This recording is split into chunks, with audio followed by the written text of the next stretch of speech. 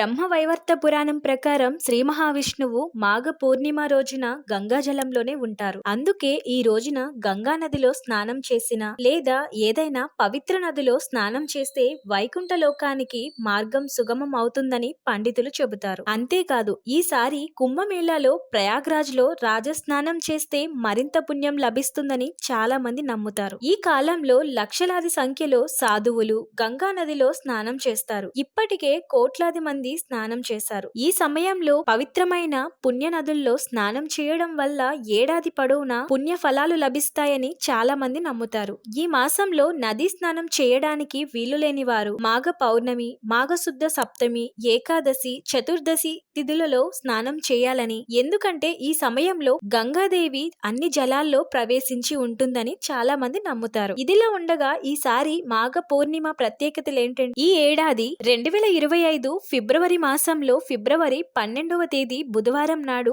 మాఘ పూర్ణిమ వచ్చింది. మాఘ పూర్ణిమ తిథి ప్రారంభం 11 ఫిబ్రవరి 2025 సాయంత్రం 6:55 ప్రారంభం అవుతుంది. పూర్ణిమ తిథి ముగింపు 2025 ఫిబ్రవరి 12 బుధవారం సాయంత్రం 7:22 ముగుస్తుంది. ఉదయం తిథి ప్రకారం ఫిబ్రవరి 12వ తేదీన మాఘ పూర్ణిమను జరుపుకుంటారు. ఈ పవిత్రమైన రోజున ఆశ్లేష మాఘ నక్షత్రాల కలయిక జరగనుంది. దీంతో పాటు శివ వాస యోగం కూడా ఉంటుంది. ఈ యోగం సమయంలో మహాకుంభమేళాలో రాజస్నానం ఆచరించే వారికి అక్షయ ఫలాలు లభిస్తాయని చాలా మంది నమ్ముతారు. ఇక మాఘ పూర్ణిమ విశిష్టత.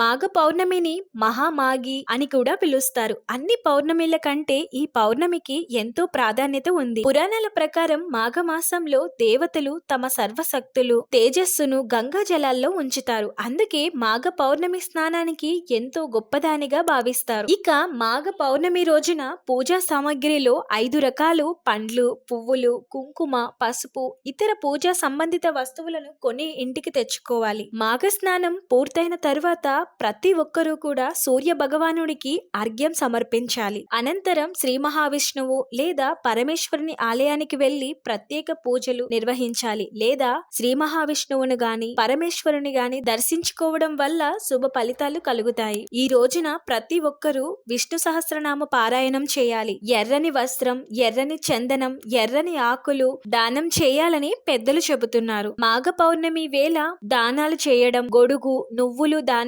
చేయడం వల్ల విశేష ప్రయోజనాలు కలుగుతాయి. ఇలా చేయడం వల్ల సకల పాపాల నుంచి దోషం తొలగిపోవడమే కాదు, అశ్వమేధ యాగం చేసినంత ఫలితం దక్కుతుందని శ్రీకృష్ణుడు ధర్మరాజుతో చెప్పినట్లు పురాణాల్లో పేర్కొనబడింది.